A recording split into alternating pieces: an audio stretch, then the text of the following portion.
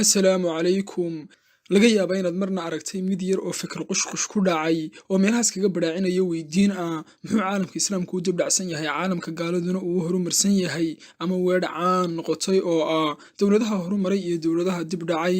Haddaba aynu maanta soo tabinna xog shilis oo qodobkaasi sida uu u dhacay si dhow inoo fahansiinaysa in badan oo ah aqoon-yahankeenna, brofesoradeenna, siyaasiyiinteenna iyo indhergaradkeennuna xog iyo xaal toona kama hayaan ama ma aanay akhriyin ama maba oga heshiiska Bannerman, heshiiskii ugu halisaysnaa ee ay gumaystayaashii dejiyeen si ay u ilaaliyaan miisaanka iyo mudnaanta ay adduunka ku leeyihiin. Cid kasta oo kula loolantana ayaa dhexda ka jebiyaan. Cadowgii koowaad ee u muuqday ee saaxadda kula soo loolamayeyna waxa uu noqday guud ahaan caalamka islaamka, gaar ahaana caalamka carbeed. Erey bixinta ah caalamka carbeed markaad maqasho, adigu carab ama jeclow ama necbow oo adiga ayay taasi kuu taallaaye. caalami ahaan Soomaaliya waxay ka mid tahay caalamka carabta. Heshiiskaasina waxa uu si gaara u tilmaamay caalamka carbeed oo aynu inaguna ka mid nahay iyo sidii gundahooda loogu fororin lahaa ee aanay weligood hore u weegeen. Xisbiga muxaafidka ee Ingiriiska ayaa 1905tii baaq u diray oo u yeedhay dowladihii gumaysiga ee kala ahaa isla Ingiriiskaas, Faransiiska, Holland, Belgium, Spain iyo Talyaani. Ujeedka kulankaasina waxa uu daaranaa in la galo shir lagaga arrinsanayo dejinta siyaasad caalami ah oo gumaysinimadooda u danaynaysa oo marka koowaad caalamka oo dhan ay intooda Yurubta galbeed ahi kaga wada sarreynayaan, mar labaadkana ay caalamka islaamka ku hagaasinayaan, mar saddexaadkana ay caalamka carbeed cagta madaxa kaga saarayaan oo inay xataa kor eegaan ay ka ilaalinayaan heer ay gaadhsiiyaan wan weyni jeer oo la gowraco indhihiisu cirka ma arkaan. Sidii uu shirkaasi u socday ee hadba dhan wax looga eegayey waxaa la soo gaadhay 1907dii oo uu soo ifbaxay heshiiska ay gaadheen iyo qodobada ay ku heshiiyeen oo ay go'aansadeen sir iyaga ka dhexaysa inuu ahaado si danahooda ay ugu adeegsadaan. Waxaana ay u bixiyeen heshiiskaas heshiiskii Bannerman iyaga oo ugu magac daray ra'iisul wasaarihii Ingiriiska ee xilligaas ee kulankaas ka dambeeyey ee Henry Campbell Bannerman. Waxa uu u sheegay ra'iisul wasaarahaas Ingiriisku inuu bilaabmay saansaankii hoos u dhacoodu, yacni 115 sano ka hor ayay dareemeen reer Yurub inuu hoos u dhacoodii bilaabmay ayna mahuraan tahay inay isdaba qabtaan inta aanay xeedho iyo fandhaal kala dhicin. Waxa uu ku yidhi isaga oo hadalkiisa sii wata, war khilaafyo waaweyn ayaa inaga dhexeeya, waynu ishaynaa, isuma calool xaadhnin, loolan halistiisa lihina wuu inaga dhexeeyaa, laakiin ma doonaysaan inaynu ku taagnaano fiiqaa sare ee aynu caalamka ka gaadhnay oo aynu inagu adduunka hormuud u ahaano oo dantaas inaga wada dhexaysa ma wada ilaashannaa, mise waxaad doonaysaan oo idinka dhab ah inaynu sidaas marba in hoos ugu sii dhacno oo caalamka kalena uu in yar u soo kaco. Waxa ay dhammaan wada qireen inay wada doonayaan inay adduunka ugu sarreeyaan.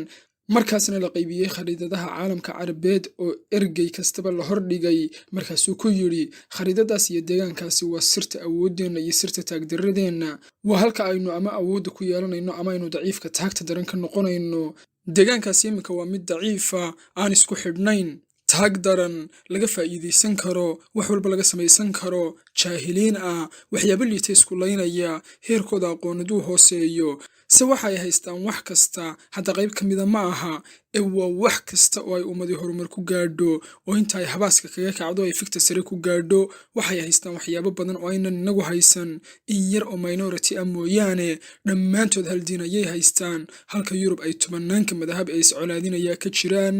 hal luuqad oo keliya oo ay isku fahmayaanna way leeyihiin oo daraf ka mida dalkooda qofka ka yimaada ee darafka kala tagaa sidii deegaankiisa ayuu ugu noolaanayaa. waa deegaan waqooyigiisa Yurub saaran, koonfurna Afrika ku haya, barina Hindiya iyo Aasiya ka saaran. waa deegaan ay yaallaan wax kasta oo macdanaha ceedhin ama raw materialiska ahi. agabka ceedhin ee wax soo saarka warshadeedu ku tiirsan yahay ee galbeedkeenu uu u baahan yahayna iyaga ayaa haya. waa deegaan awooda inuu caalamka oo dhanba cunaha qabto oo uu kala xidho oo isaga loo hoggaansamo, oo waxay ku siman tahay gebigeeduba iyaga oo xidho marinbiyoodka Hormuz, Baabalmandab, Suways iyo Jabalu Daariq. deegaankaas aynu waxaas oo dhan ku xusnay ee caalamka carbeed la yidhaahdaa inta uu taagdarradaas uu iminka ku jiro ku sugan yahay waa inaga guusheenna ee haddii uu hinqado oo uu awoodaysto oo uu jiritaan dhaba yeesho, jaan iyo cidhi meel aynu dhignay layna arki maayo. waxa qudha ee ay u baahan yihiin si ay u hinqadaanna waa bal hadduu fiirso fiirada ninkaas, waxa qudha ee ay u baahan yihiin si ay u hinqadaanna oo ay horumar u gaadhaan oo fikta sare u soo taabtaanna waa inay helaan hoggaan wanaagsan, hoggaamiye wanaagsan, cid u talisa oo hoggaamisa oo wanaagsan. halkan marka uu hadalka marinayay waxaan xasuustay weedhii Noam Chomsky ee ahayd ma jiro dal faqiir ahi ee waxa jira nidaam ama aynu nidhaahno ee dowlad iyo hoggaan ku fashilmay maareynta khayraadka dabiiciga ah ee dalkaas waxa qura ee ay u baahan yihiin ayuu yidhi ra'iisul wasaarahaas Ingiriisku waa hogaamiye wanaagsan oo haga marka ay hogaamiye wanaagsan helaanna ummadaasi way hinqanaysaa oo wax kasta oo horumarka ka taageeraya way haysataa markaasay timi weydiin maxaynu samaynaa si aynu horumarka uga ilaalino hoggaan wanaagsanna uga ilaalino ilaa waa kifada kale ee innaga ina dheeli tiraysa oo haddii ay miisaan yeeshaan innaga ayay kabaha inala dulmarayaane qodobada ay ka faalloodeen iyo qaraarada shirkooda ka soo baxay oo kale shidaal qaadanayay waxay noqdeen go'aanadan iyaga u muhiimka ah in ummadda lagu dhex abuuro jir qariib cidaan iyaga ahayn ee diin ahaan dhaqan ahaan fikir ahaan taariikh ahaan iyo dhan walba uga duwan oo berigooda iyo galbeedkooda kala qaybisa ama intooda Asia iyo intooda Afrika kala qaybisa oo danayntooda iyo diriirtooda iyo doodooduba ay ciddaas ku mashquusho oo aanay innaga ina soo gaadhin xilligaas ma aanu xadidin ciddaas lagu dhex beerayo caalamka islaamka ee hagardaamada Yurub lagaga jeedinayo ee Yuhuudda ayaa u timi oo u soo bandhigtay in jirkaas qariibka ee caalamka islaamka lagu dhex abuuraya ay iyaga noqdaan sidaasna way ku aqbaleen reer Yurub wax kasta oo ay uga baahnaydna way ku garab galeen heer uu gaadhay arrinku in jabka Israa'iil uu ka dhignaado jabka reer galbeedka taasina ay sababtay in Israa'iil wax walba la duldhigo ilan caalamka islaamka oo dhan ayaa la iskaga mashquulinayaaye saddex ujeedo ayuu jirkaas qariibka ahi u fulinayaa reer Yurub sida ay dhigeen iyagu kow inuu kala qaybiyo caalamka islaamka iyo caalamka carabeed labadaba laba inuu galbeedka ku daba tukado oo iyaga u hoggaansamo saddex oo qodobka ugu muhiimsan inuu deegaankaas awoodiisa isu dheelitirka ka ilaaliyo dal inuu heer sare oo xoogganaana gaadho uu ka ilaaliyo oo awoodda dalku marka ay kor noqoto uu xasilaa dalkaasi haddii uu xasilana horumar ayaa dhalanaya iyaguna waxaanay doonayaan in ay hor joogsadaan wax kasta oo horumarka bulshada sababaya oo haddii ay horumaraan Yurub ayay ka go'an tahay waxay sidoo kale isku afgarteen inay sameeyaan wax kasta oo dibdhaca ummadaas muslimka guud ahaan iyo carbeed gaar ahaanna sii waarinaya oo heerkaas ay yihiin ku sii joogtaynaya kala qaybqaybinaya oo kooxo deegaano iyo waaxo la halmaalo kala qoqobaya jaahiliina oo marin habowsan oo meel ay u socdaan iyo meel ay ka socdaan aan kala garanayn iyagu isdilaya oo waxaanay deero u hurdiyin isku leynaya oo isku gumaadaya midnimada iyo in ay si uun isugu soo dhawaadaanna ka ilaalino xataa inay xogogaal noqdaan aynu kala dagaalanno aqoontan ugub ee adduunku isku dhaafay tiknoolajiyadiisa iyo waxyaabaha la midka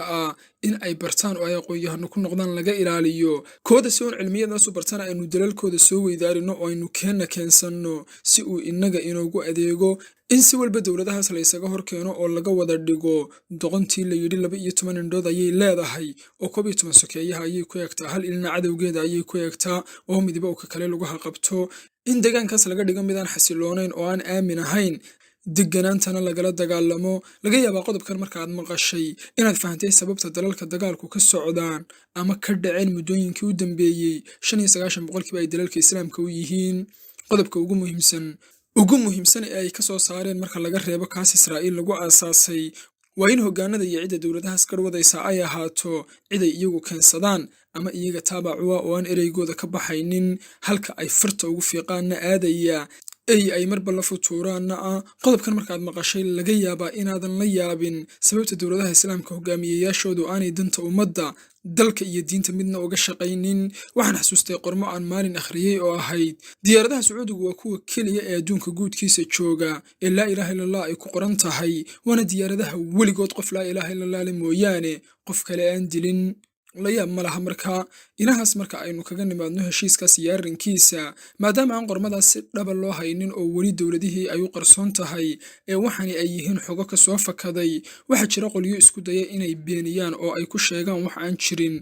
iyaga oo beenintaas u cuskanaya keliya heshiiskii la kala saxiixday lama hayo taasina laba qodobba faashil ayay u noqonaysaa oo ninka qorshayaashaas dejiyey kolleyba ma odhanayo dowladaha islaamka heshiiskaasaanu ugu heshiinay oo waanu ku tumanaynaa warqadahaasina soo bixi maayaan ta kalena dhammaanba xogahaas aynu xusnay waaqica ayaynu ka aragnaa oo si cad ayaynoo hor yaallaan heshiiskani maaha ka keliya ee kutumashada iyo qaybqaybinta caalamka islaamka looga gaadhay ee waxa uu hordhac u yahay heshiisyo badan oo hagardaamo inagu noqday sida kii Sykes-Picot wacadkii Balfour iyo kuwayow kale oo badan intaynu leenahay dowladaha horumaray innaga iyaga ayaa horumarkeena hortaagan hal weydiinuun isweydii aqoon-yahanadii iyo brofesoradii Soomaaliyeed ee dowladdii hore soo saartay meeye dhammaan jaamacado reer galbeed ayay wax ka dhigaan aqoon-yahanada ay ku faanaan reer galbeed badigoodu ma aha reer galbeed ee waa dad inta badan caalamka islaamka ka soo jeeda oo ay jinsiyadooda siiyeen heer dhakhaatiirta Ingiriiska dhowr iyo 30% ay yihiin muslimiin waxaan filayaa sababta caalamka islaamku uu dib dhacsan yahay caalamka gaaladuna uu horumarsan yahay iminka kadib inaan la inooga sheekaynaynin wasalaamu calaykum